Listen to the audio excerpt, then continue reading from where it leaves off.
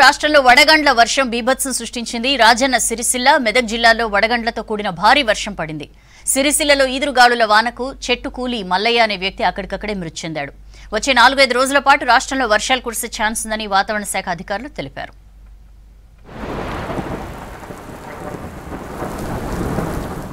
రాష్ట్ర వ్యాప్తంగా పలు జిల్లాల్లో మోస్తారు నుంచి భారీ వర్షాలు కురిశాయి.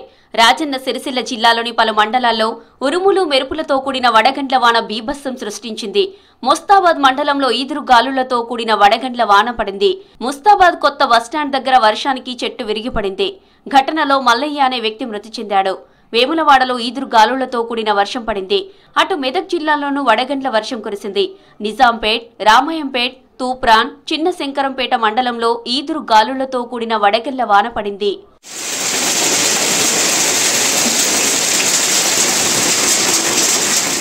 తెలంగాణలో వచ్చి 4-5 రోజుల పాటు తేలికపాటి వర్షాలు కురిసే అవకాశం ఉందన్నారు వాతావరణ శాఖ సీనియర్ అధికారిని నాగరత్న. ఈదురు గాలులు, పిడుగులతో వర్షాలుంటాయని తెలిపారు.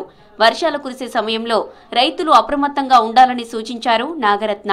వర్షపాతం చూసుకున్నట్లయితే పలు చోట్ల ఈ థండర్స్టార్మ్స్ అంటే ఉరుములు మెరుపులతో కూడినటువంటి వర్షం పశ్చిమ జిల్లాల్లోని, ఈశాన్య జిల్లాల్లోని ఉండే అవకాశం ఉంది. పశ్చిమ జిల్లాల్లో కూడా ఒక్కొక్కప్పుడు వడగండ్ల వర్షము ఉండే అవకాశాలు కనిపిస్తున్నాయి.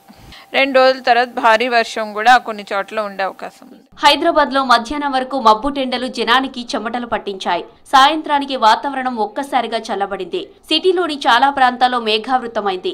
మియాపూర్, చందానగర్ పరిసర ప్రాంతాల్లో జల్లులు కురిశాయి. ఇప్పటికే కొన్ని జిల్లాలకు వాతావరణ శాఖ యెల్లో అలర్ట్ జారీ చేసింది. హైదరాబాద్, రంగారెడ్డి సహా ఉత్తర తెలంగాణలోని పలు జిల్లాల్లో భారీ వర్షాలకు ఛాన్స్ ఉందన్న వాతావరణ శాఖ ఉమ్మడి వరంగల్, నల్గొండ, మహబూబ్ నగర్ జిల్లాల్లోనూ వానలకు అవకాశం ఉన్నట్లు తెలిపింది.